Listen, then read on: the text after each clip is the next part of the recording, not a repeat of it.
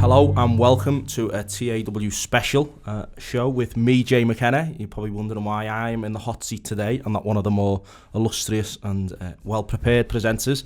But with Liverpool playing in the FIFA Club World Championships in Qatar next week, Neil got in touch with me and asked if I would present a show to discuss the idea of us playing in Qatar. There's been lots of discussion and debate and anger in recent years following the decision by FIFA to award the 2022 World Cup to Qatar.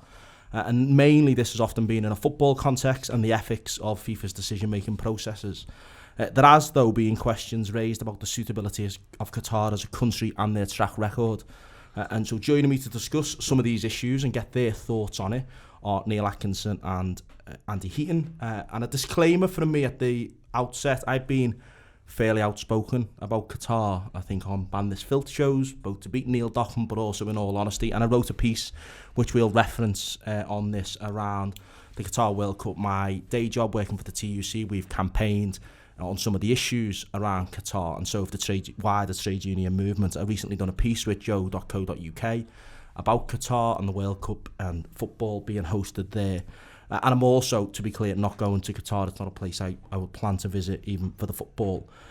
So what we're going to really talk about is what are the issues within Qatar, what has sort of been talked about in the last few years, and obviously decisions that the lads and lasses from the Anfield rap have made around Qatar and their broadcast of the shows there. So moving on to the first sort of opening question, which is slightly open-ended really, but sort of starts with the awarding of Qatar for a World Cup. Start with you, Neil. The Championship next week's being played in Qatar. The World Cup is going to be there. This is something of a dress rehearsal, seeing as that for the stadiums being used and whether they're prepared and ready for it. When you heard of Qatar, whether it was the World Cup being hosted there or Liverpool having to play there, what were your immediate thoughts? I think on the World Cup being hosted there, because I think we all sort of knew it wasn't confirmed, but when Liverpool won the Champions League, they were going to play the Club World Cup, and the rumour going around was it'll be in Qatar. So on the World Cup, going right the way back to when it was awarded, because it was awarded some time ago, I remember thinking it was all a bit ridiculous, and it was also paired with Russia.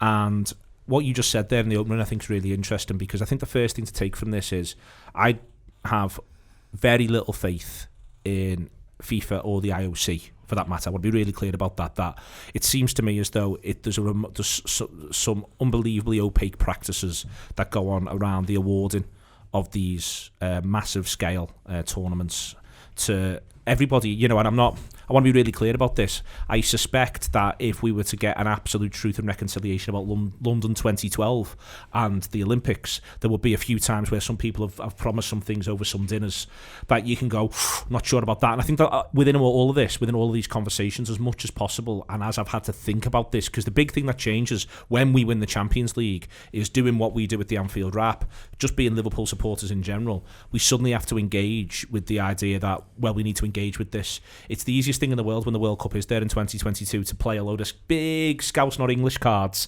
and go, it's nothing to do with us, governor, don't like the look of it, doesn't seem right to me. And as I said, the same thing about Russia in 2018 for that matter. I think you can go back to the awardings of lots of World Cups and I'm a bit like, I don't quite understand why it's there. And then you can decide whether or not you're going to stick with that position or think about it a little bit more. And I can completely understand up until when Liverpool are going to have to go there, just sticking with that position and going, I just can't be bothered thinking about it anymore. But as soon as it sort of impinges on your Liverpool bubble, you've then suddenly got to decide, actually, what do I really think about this?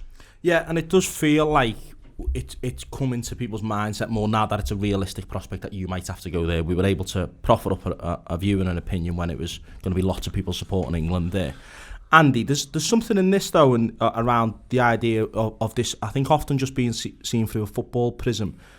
This isn't the first big event to go to Qatar. And is football, I suppose, being treated unfairly? We had the World Athletics Championships held in Doha just the other month. And it didn't seem, and certainly to me, it didn't feel like it was getting the same attention as a place. And Doha was awarded the championships after Qatar had been awarded the World Cup. So is football being treated unfairly? Is that right? Is it right that Liverpool are having questions asked of them when many other organisations, many other teams, in fact, have partnerships with Qatar? I don't know. It's a difficult one. The athletics thing, the only criticism I really saw of that, the stadiums weren't particularly full. And then there's been, various materials by various authors who've done really investigative pieces on Qatar. What I will say, just to be completely transparent with everyone, it's kind of very similar to how I first came to meet you two fine gentlemen, in so much as before Dixon's your letter, didn't know anything about international financing and how things are done there, and you kind of have to cram learning in. And then, I'm not going to lie and say I've known about the intricacies and the fine detail of what's been going on in the not just in Qatar but in Saudi, etc., until it's dropped on your toes. I think as well. I think with the question about the reporting's interesting. I don't think there's been an unfair focus. I just think the fact that football is reported on so much, there's been more coverage of it. I don't think it's going, oh well, it's alright if the athletics are there, but because the football's there, it's the being judged equally. It's just that because it's football, there's more of a focus. There's more reason to get more eyes on it. So I don't know. What I will say is, and we'll probably get into it later in the show, I know far more about what has been going on and what is still going on than what it did. Not 6 months ago. I'm not going to pretend that as soon as it was awarded, when they were awarded the World Cup, I suddenly looked into it. I think Neil made a really, really good point there about FIFA and reputation. It sounds crackers, but because of the mess FIFA made of the awardings of the World Cup to both Russia and Qatar, it was already, not saying that it's made it measurably worse, but immediately your view of it was kind of, something isn't right here, something. Let's be honest, when the World Cups went there, my immediate thoughts were something stinks there, something's rotten. There's been, let's call it what it is, a lot of people at FIFA have gone to jail or been fired for the jobs for corruption around that, and I don't think that's done them any favours whatsoever either.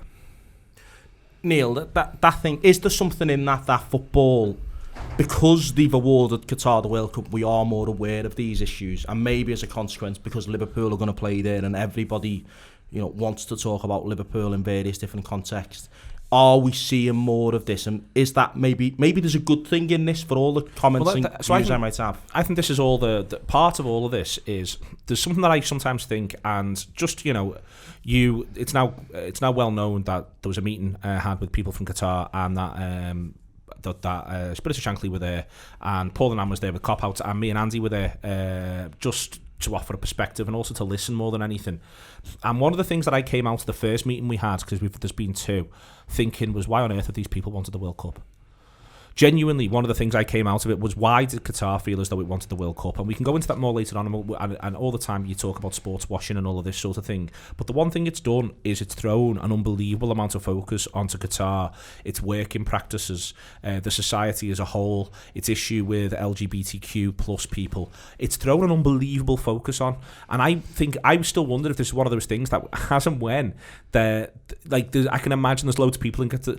What we can't do is think of Qatar and even the people who work for what's called the Supreme Committee or the Qatari government, ironically enough, given the way in which the government operates, that everyone's got the same voice and the same view, and that there's a huge homogenous nature of purpose. I don't think that is the case. It would not surprise me if there are some conservative elements in the government of Qatar who are right now thinking, why on earth did we ever want this World Cup? Why was I allowed to be talked into it? Some conservative elements who did want the World Cup and who are either now regretting it or thinking, no, we'll battle through. Some progressive elements who are thinking, this is why we wanted the World Cup in the first place. And some other progressive elements thinking, I really wish we didn't have this World Cup. It's putting loads of pressure on us trying to be more progressive. Yeah. So what we can't do is think that firstly, everybody always just thinks one thing anywhere.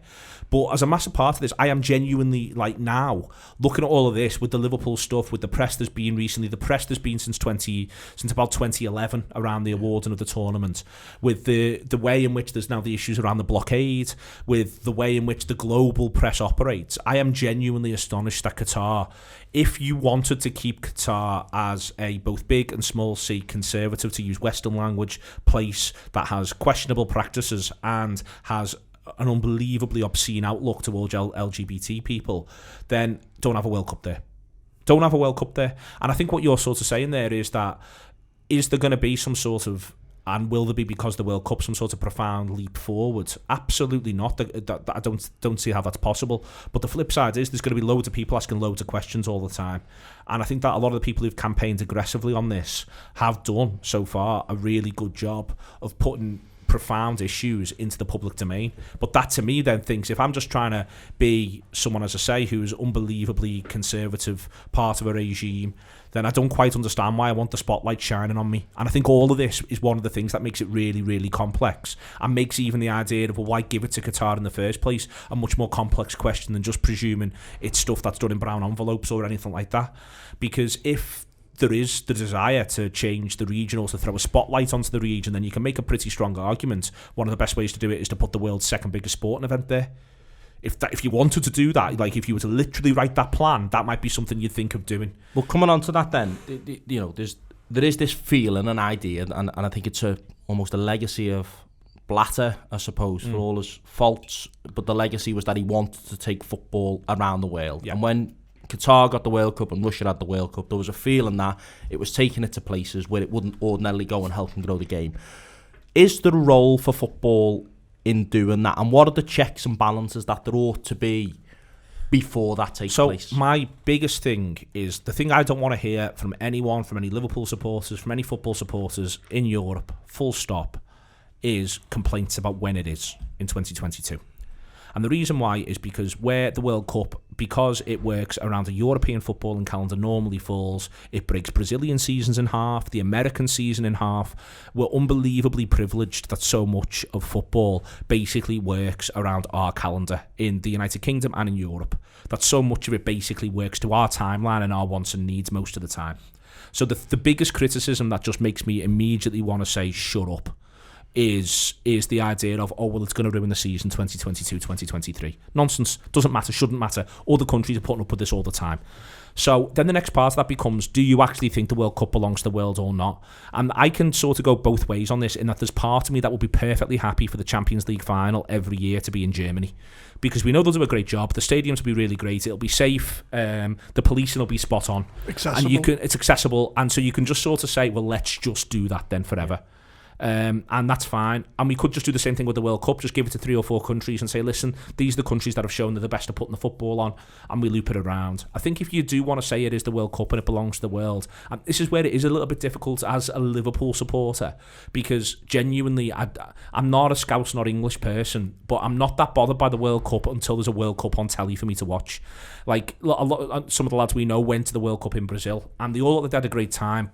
And I was a bit jealous, but I wasn't deeply and profoundly jealous. I wasn't like, I really wished I was there. It was still something that's sort of not quite my thing.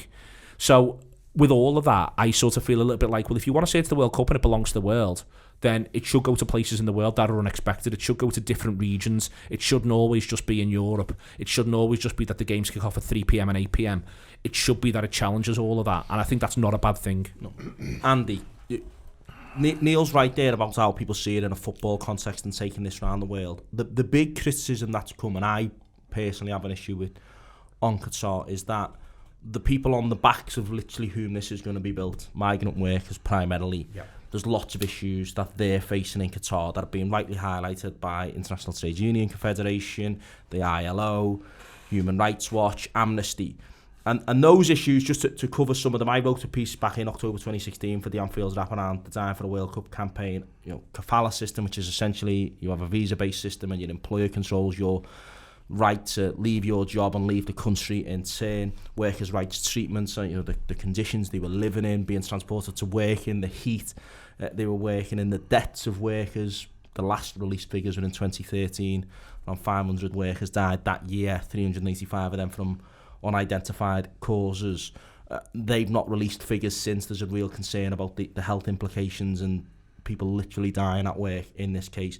LGBT rights, the rights of workers, big concerns which we'll cover shortly around not being paid on time from these big companies that are building it.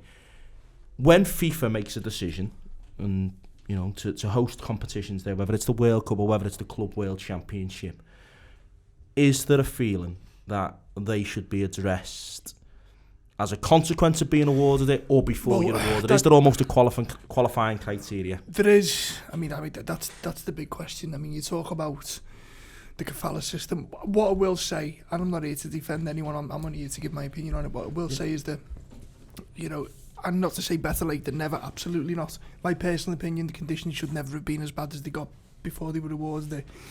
But then you know, there's the argument that, well, you know, we could have done all this stuff, rightly or wrongly, whether you agree with it, I don't. We could have done all this stuff and not been awarded the World Cup. There's no guarantees, or the Olympics, or whatever it is.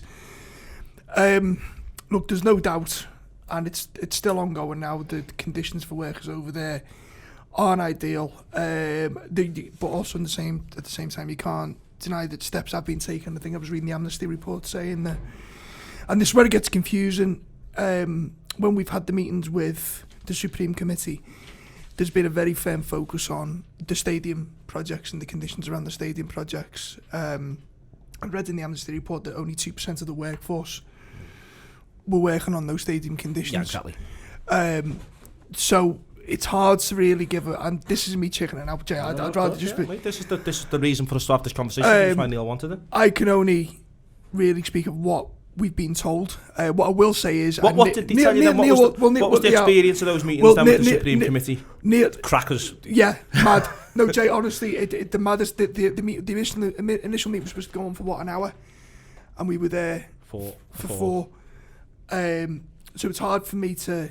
I can only speak of what we were told. And then the learning we tried to do after it. Now, Neil will probably articulate this better than me. What they said, and they were quite frank and open. One thing I will give them credit for, when we walked in the room, they said nothing's off the table.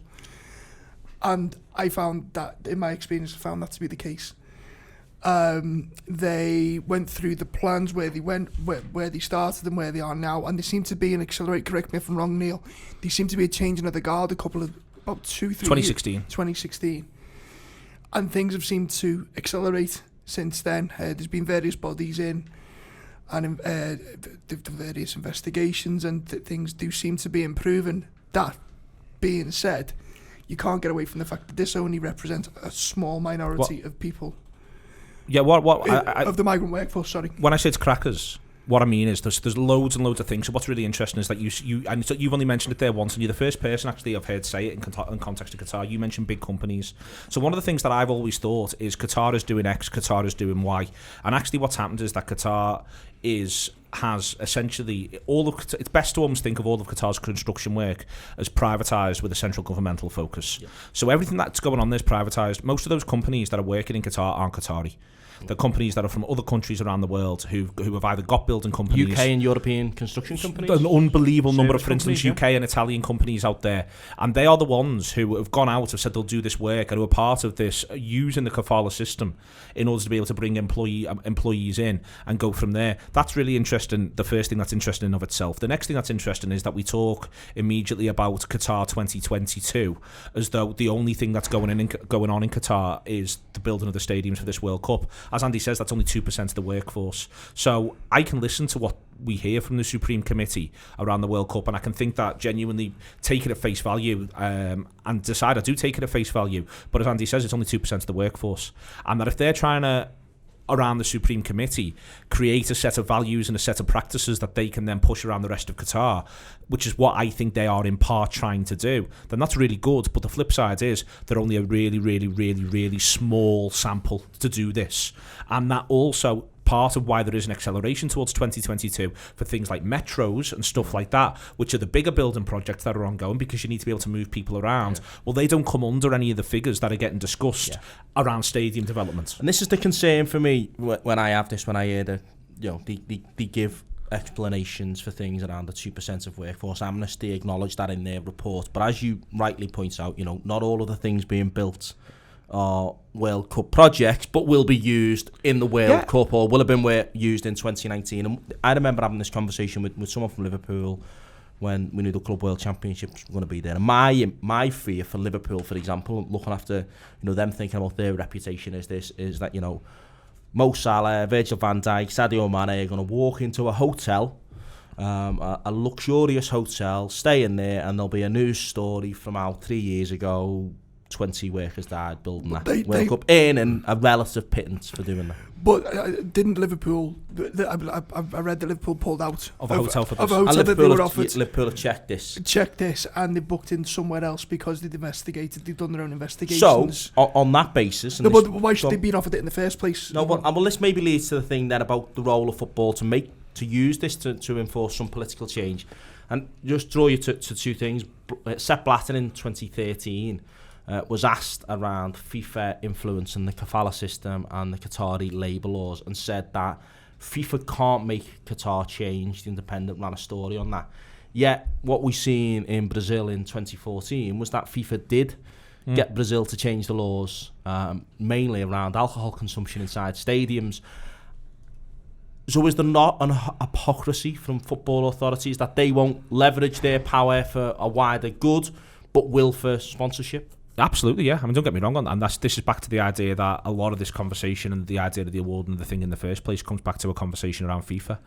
And, if we are pulling right the way back to talk 2013, 2012, you end up basically wondering and scratching your head and saying, well, what are the procedures and processes, and do we just get to change the rule book every single time? If that's the case, that we do just get to change the rule book every single time, then we can go from there on that and say, well, that's the reality that we're presented with, and we've got to. That's the way in which authorities like FIFA, and as I say, it isn't just. I'm not just cross with FIFA or just cross with UEFA. I think there's an IOC conversation in there all the time as well, and if anything, they're the pioneers of a lot of this sort of stuff. But yeah, I think it is a really interesting and clear aspect of it, that it is unbelievably complex, and that's one of my takeaways, that you can go on, and no, I was listening. That you can, that if you want to say that, for instance, so would it be, and there has been unbelievable progress made around the stadia in since 2016 around workers' rights, around living conditions, around cooling vests for workers. That progress, if you want to take that at face value, you can. And I want to be clear about that. But the flip side of that is that it is less than 2%. So if FIFA were going to say in 2013, we need you to change the laws to live up to these sets of standards here, but it's got to be nationwide, or would it just be stadium specific? And this is back to why it's difficult and why there's a clear and ongoing hypocrisy around all of this, which is that we either decide that we cannot ever use the World Cup or something like it for incremental change and incremental progress, which is what you can argue there has been here, or you decide that we can never do that, or that we can. But then if we do, where do we decide the base is, and what's the actual increment we're looking for? Before I bring you in then, Andy, the other side of that, and what someone who people may well have seen on social media on this fairly often, I think he's been involved in discussions in and around this, is Nick McGeehan from Human Rights Watch. And there's a CNN article around the 2022 World Cup, and they interview the Qatar chief executive for the Supreme Organising Committee, and he says they've been treated unfairly. He believes, in his opinion, very much so, and that Qatar is being judged by the court of perception very early on. Now, when you look at the kafala system, you mentioned FIFA before. You're right, this isn't just migrant workers. There were footballers in Qatar in 2013 who weren't being paid their wages and forced to leave, and there's many stories around that. And the concern Nick raises is that progress hasn't happened fast enough. And when I was looking at this, the kafala system, for example, which is around that you get a visa as a worker to go and work there, but your employer essentially controls your that's coming to an end, though, isn't it? Well, and this was the concern that struck me about progress and what we see. This was mentioned in 2013 around the awarding of the World Cup, and as I say before, Blatter. Then there was a BBC story from 2016, and I mentioned it in my article, that there's promises to reform this. In 2017, there was promises to reform this. In 2018, there were BBC articles about the reform of this. 2019, there was articles about reforming this. And in 2020, there's a mention here that in 2020, there'll be a law enacted in January 2020. There's a draft law. Nobody's seen it yet.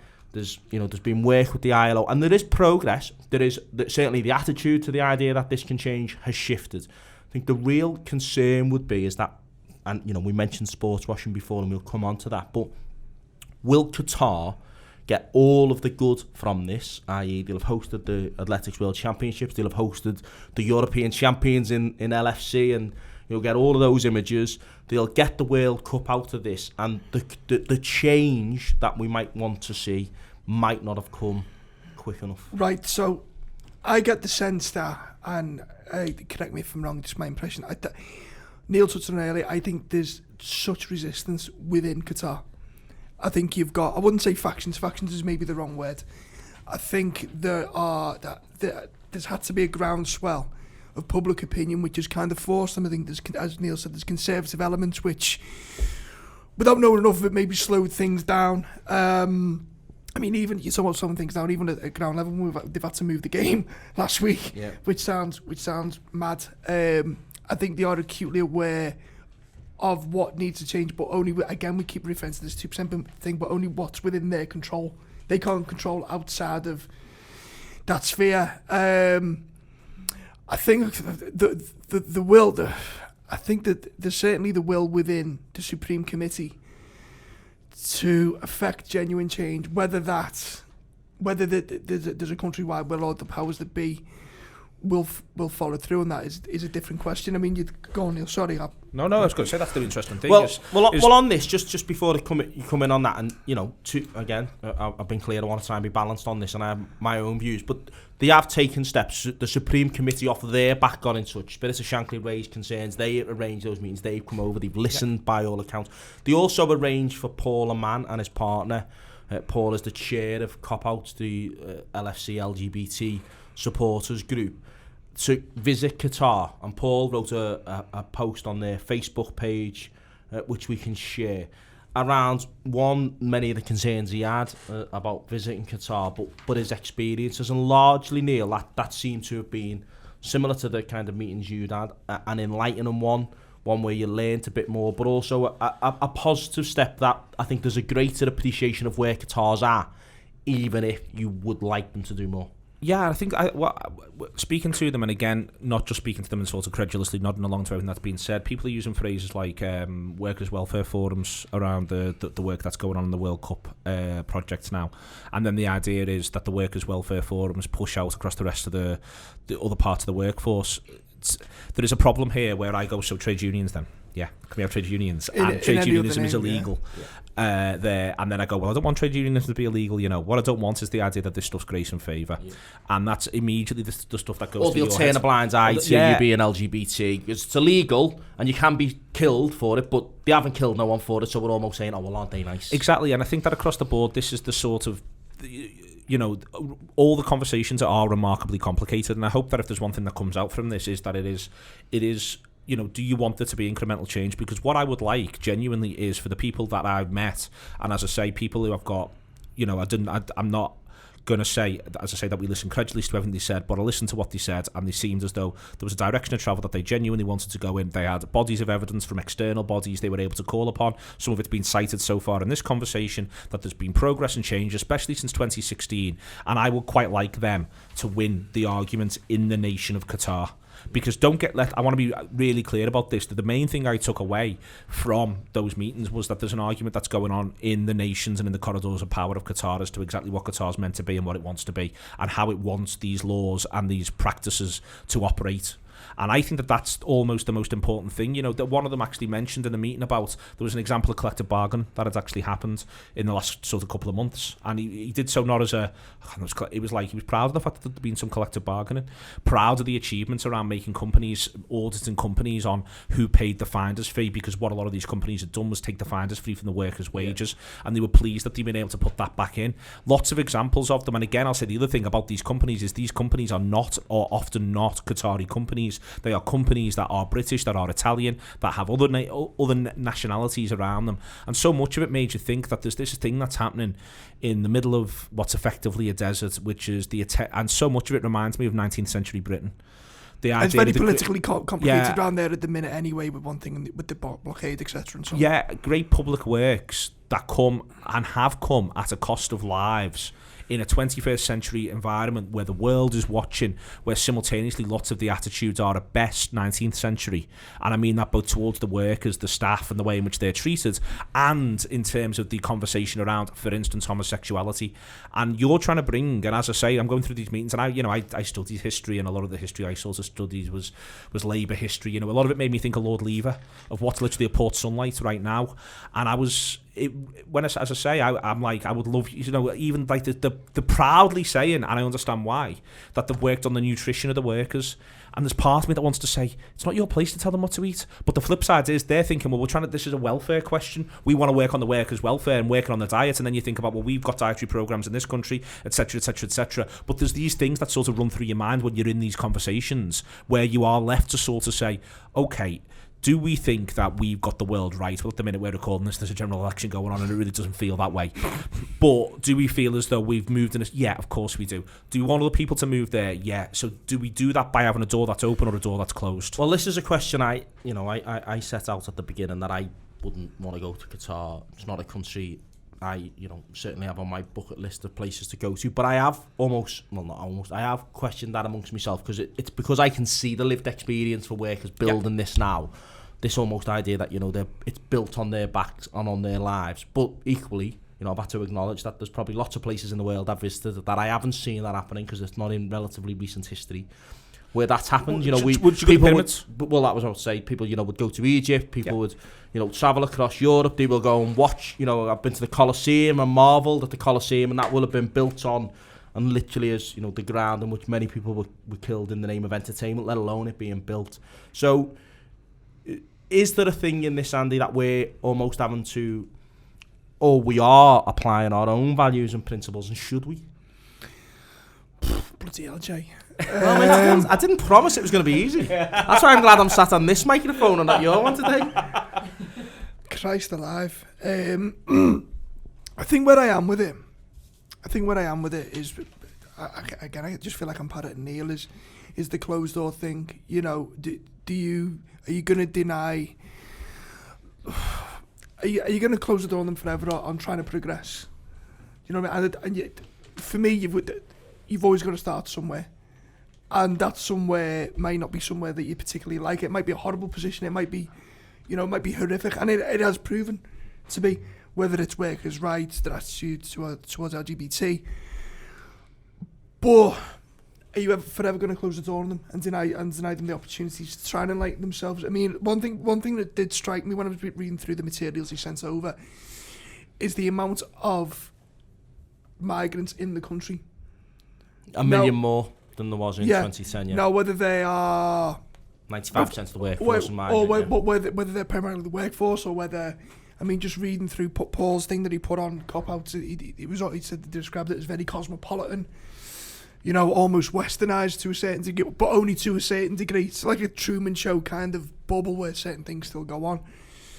And to me, there seems to be, as slow and frustrating as it is, from what little I know, a direction of travel in a certain way. And is it going fast enough in that direction? Absolutely not. But is slight movement better than no movement? Is what that's where I'm at with it. Go on, Neil. No, that is it's part of the key question, but also is everybody playing the part? So I think there's a really interesting thing. You mentioned Nick McKenna before, and I think it's like the work he's doing and the awareness he's trying to raise is really important. And I can imagine there's people who are listening to this who may even actually been in the meetings that me and Andy have been in who are thinking, well, it might be for you, but it's not for me. But then there's a flip side of that, which is the work that they're doing is really, really important as well. And I think that at times what we want from political processes is the idea that there is one clear shining path that we should just all follow and step into, whereas, as you know better than anyone in the room, Jay, but at times concessions and change are really, really hard won. Where there's an issue with this is that essentially, and you phrased it the right way before, is whether or not it's cart before horse. So is the World Cup is the reward. You've given the reward, and now you're trying to get the concessions in that you feel as though the reward deserved. And that's a really, absolutely valid, beyond valid criticism of this process. And I can see why that is the thing that really sticks in the craw for a lot of people. The flip side of that is that there can be and has been and have been things going on for centuries, but specifically in that region right now, where there isn't, for instance, a sporting event to point at, but there are, for instance, huge bits of both sports washing and public works going on. Well, not public works, but huge works going on in, for instance, Dubai, that people aren't particularly talking about or haven't talked about. And one of the reasons why is because there hasn't been putting themselves at the centre of an event like this. And I think, going right the way through all aspects of this, there is if we are going to want to say. I mean, and it's really, and another part of this as well, and why this is difficult, is because you've currently at least got 3 people in the room, I suspect 5, given there's a couple of people sitting in, who can very much see where football and politics are linked. Yeah. And why it's really interesting Liverpool have ended up in this is that more than I would argue, certainly anywhere else in the United Kingdom, Liverpool link football and politics. And so therefore us winning this throws yet another light on this, because as you said before, the football club, there's some hotels they shouldn't be staying in because they don't want the negative publicity, because it will be negative publicity because it's Liverpool. There is the one thing, and there's a weird parallel to this, and you talk about big sporting occasions, World Cups, Olympics, whatever, the transformative effect that the Olympics had in Barcelona back, I think in the 90s, in 92. And then you've then got Qatar's first big involvement with football was actually the sponsorship of Barcelona Football Club. Yeah. And it just sort of throws up. So it's like but what's Neil made the point at the top of the show. What is the point of all this? Like what's the end game in this? Because I certainly can't see it being a finance. I can't ever see them recouping the amount the financial outlay. So if that's not the, and we all know how much capitalism drives, well, the world basically. So if that's not the case, and that's not the end goal, then what is it? Well, I think the feeling from some is it's reputational, and just to move this on before we come to some of that towards the end. And obviously it's something we've sort of gone into there is the questions you might ask yourself around this. Obviously, when you first spoke to me about doing this show, Neil, it was a call, and it was, you know, what you had discussed and thought about the idea of whether you should go to Qatar. What have you decided to do then? What's TAW decided to do for Qatar and the Club World Championships? We've decided to go. For me, there was three options, and at first we chose the wrong option. We chose the worst of the 3 options. What was the option? So there's 3 options. One is to go and cover it as we would any Liverpool European style game, certainly a final. Second option was to do it from home, armchair it, say we're not going to go to Qatar, but we'll watch it from afar. Liverpool win, big party in town, we're all made up the Reds, have a post-match show. Third option was to boycott it completely and say that because of the way in which it's come about, the issues that are around workers' rights and all of that sort of stuff. They were the 3 options that we had. The weakest of those options, philosophically, morally and politically, is actually the second one. That what I at least concluded and argued for is that to shit house it, and it was the one that we originally thought we'd do. No, we won't go, but what we'll do is obviously Liverpool will get to be world champions and we'll have a lovely big chat about it and it'll be nice. So we'll still have that nice bit, but not the... But we'll have the nice bit, but we won't have any of the experience bit, and we won't go, and we will keep our hands clean, but simultaneously be able to have the party. Yeah. And that, to me, felt like, no, you're either going to become part of this, and that was part of why it was making that decision prior to almost the first meeting that we're engaging with this. Yeah. That we could have easily just left it to Spirits of Shankly and Cop-Outs, who would have done the brilliant job they've done anyway on all of this, that they did do anyway. But we could have just not been part of that, and we could have helped facilitate it, but just gone, you know what, nothing to do with us, Gov. And instead, we went into the meeting, we sat, we engaged, we listened, me and Andy. There was a further meeting that was had in our offices with, again, the same parties present. I had to run off and do a wild cards, but left the fella who's just the head of the Supreme Committee of the World Cup there. What on earth is wild cards? Got a wild cards to do, mate. Should have got him on a ban this film. Yeah, you'll be all right. Yeah, exactly. Should have got him on and got him down. You'll be all right. But it was on a Friday afternoon, and genuinely I had to say, I've got to go and do shows.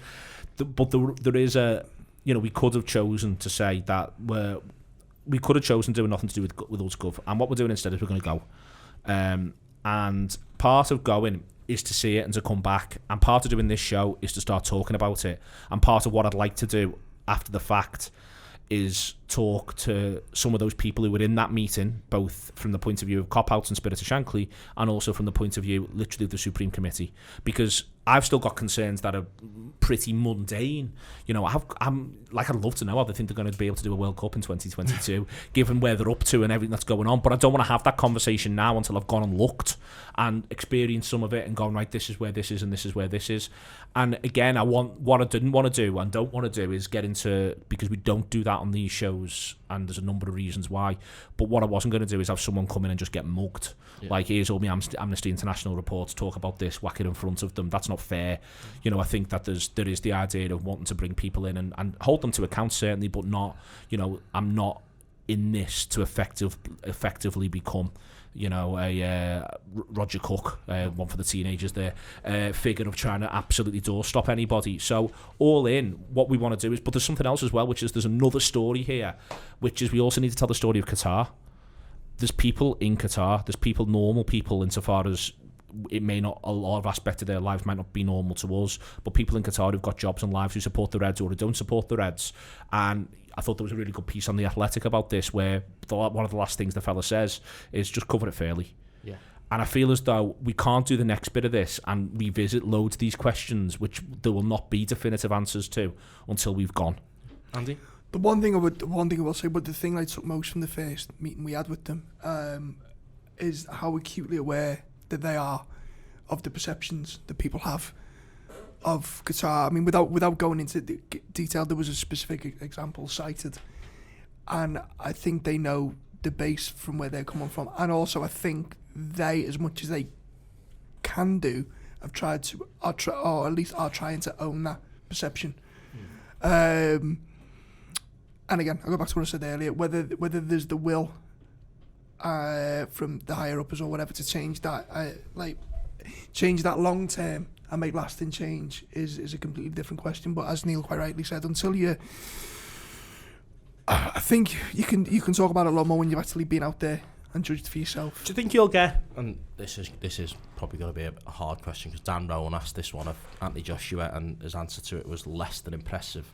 Will you see, though, that real side of Qatar? Is there a real sense of this? Because Anthony Joshua got asked this, didn't he, in Saudi Arabia, and sat there and said, oh, well, they all look like they're having a great time. And it's like, well, yeah, mate, you're sat in a hotel, restaurant or bar, not sat at the scene of a beheading. You know, do I think we'll get it? No. Yeah, no. What I hope happens is there's other journalists. We're not journalists as well, and this is an important thing to remember. The Anfield Rap tells the story of supporting Liverpool from the heart of the city. There's other people who tell the story of supporting Liverpool, tell the story of Liverpool Football Club, and there's other people who tell the story of Qatar, and there's other people who tell the story of World Cups, and who tell the story of major events. So do I think we'll get? My answer to that is no. Do I hope that people whose job this is more than it's ours do that? Then yes. And they lift the lid, and then what we do is, as we do it full stop, not just on this topic, on a number of others, we'll then read what they write, engage with that, and engage with that material, and then have that be part of what we do after Qatar, whatever the form that takes. And that's what I really want and hope does happen. And that's why, for instance, I mentioned that Athletic piece. There'll be other journalists who are going to go over, and they will be good at journalism, and they will do that whilst they're there. And they will find stuff out, and they will go and they'll speak to people, and they'll engage with that. You know, but in general, this is always going to be the difficult thing, in that I don't think we're going to get, as I keep saying it, we're not going to get an answer to, firstly, even the moral questions that we've discussed here. But secondly, you know, we're not going to, in what's effectively 3 days, because we land Wednesday morning, the game's Saturday, you know, so you've got Thursday, Friday, really, where you're not having to operate with other things going on. We're not gonna be drilling into that. What I do hope happens, though, is that, and this is part of the focus, and part of why I wanted to do this show, is I want our audience and our listeners to be part of that focus. I want them to wrestle with these moral questions that we've wrestled with here, and then we continue to wrestle with, because I think that they're really important. And I think that to do the job, and I think they're really complicated, and I think to do the job properly around, firstly, our aspect of it, but also the wider football's world. And this is back to what I said before, everyone's got a role to play. The campaigners have got a role to play. The ILO has got a role to play. The ITUC has got a role to play. The Supreme Committee's got a role to play. Everyone here's got a role to play. And I think it's really important that happens. And one of those is, you know, people knowing, for instance, who listen to us bang on about all sorts of trivial nonsense, that we didn't make an untrivial decision lightly. Well, on that, Andy, you will have grappled with concerns, and, you know, how might this make you feel? What questions, difficult ones, might you get off subscribers one way or another, whatever you decide to do. What were those concerns? What ultimately do you think you can get out of this? That is, you know, aside from covering the Reds, hopefully be World Club champions. You know, what do you think you get out of this at the other end? It's not so much what I think you get out of it. I mean, we're going to go over and we're going to cover it. I think it's the fears that I have post tournaments, whether this is World Club Championship or whether it's post World Cup. The one thing that kind of does nag at me, and this isn't to denigrate any of the stuff we're talking about, workers' rights, one thing or the other. And it even encompasses that I would hate for Qatar as a country to put on a face for the sake of the length of the tournament, or for the World Cup or whatever, so the LGBT stuff, let's call it what it is, almost as if, you know, for like the duration of the tournament, the week or the 2 weeks, there's LGBT like, people are okay, but when they leave, exactly, you know, you get like a hall pass for the week, and that's fine.